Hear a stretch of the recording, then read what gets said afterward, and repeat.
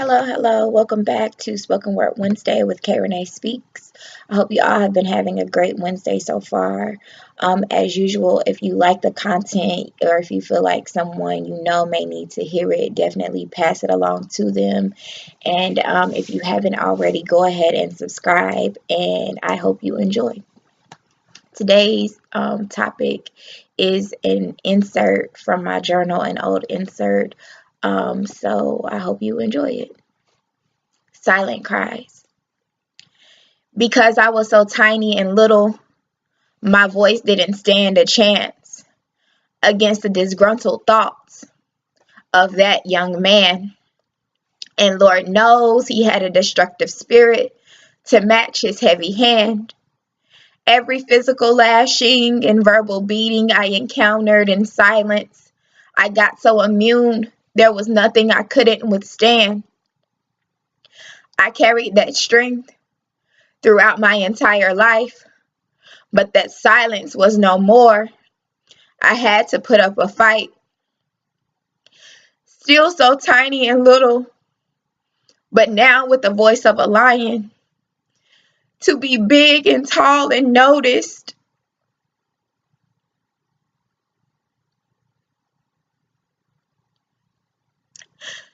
To be big and tall and noticed. You could tell I was trying to be relevant in my very own reflection, because the image looking back was so transparent it made me question. Who are you, girl?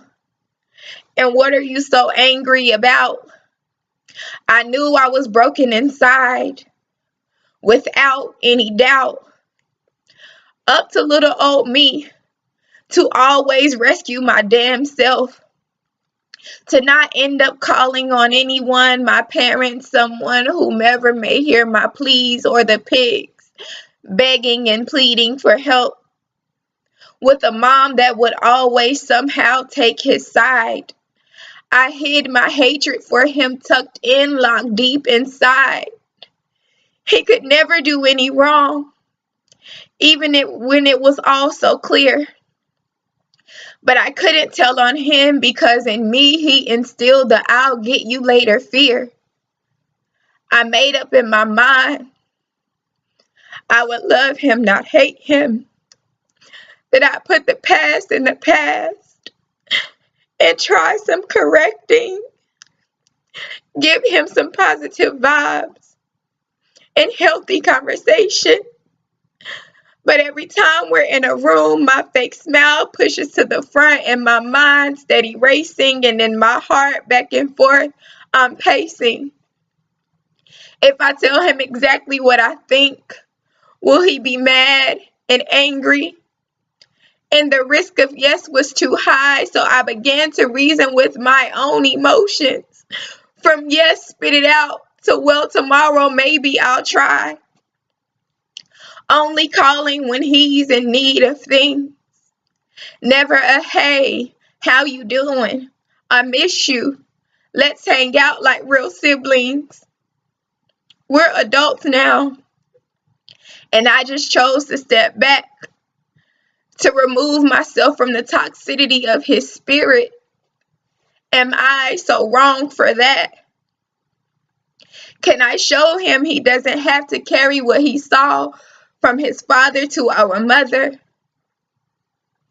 And say, hey, I'm just your little sister. Why don't you like me? Why don't you love me? Why were you always so fucking mean to me, brother?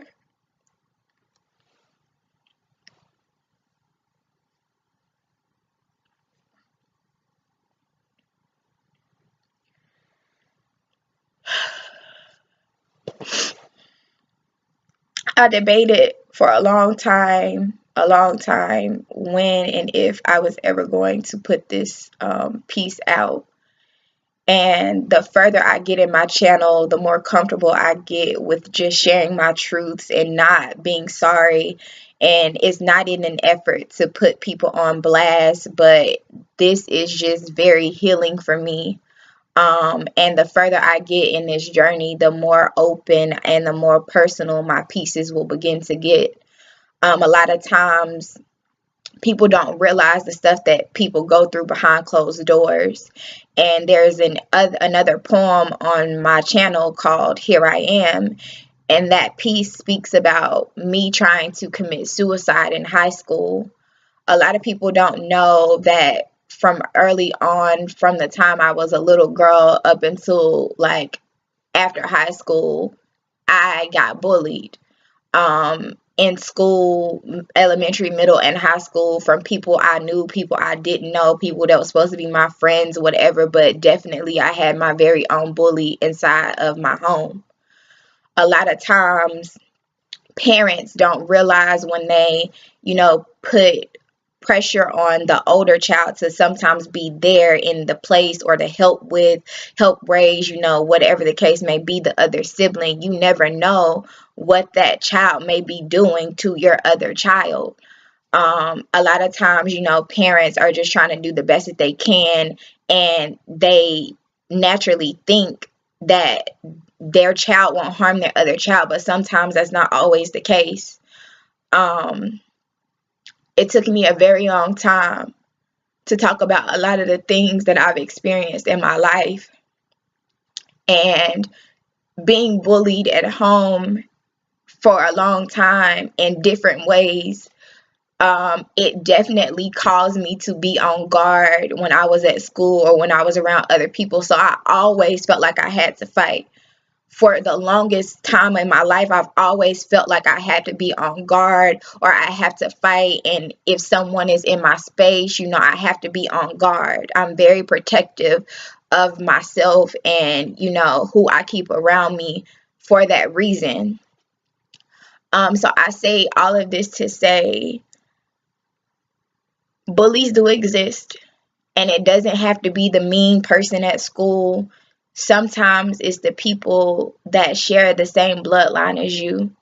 And a lot of times people do stuff to other people and they think it's no big deal. But sometimes when you treat people a certain way, over time, that person begins to question their worth. They begin to question their value. They begin to question, is this the only thing that they're here for? Is to be picked on, to not be seen, for nobody to care about them. And for a long time of my life, that's how I felt, because of the things and, situations and how I lived and, how I was treated. And then you go out in the world and you go to school and then you have to deal with the same stuff.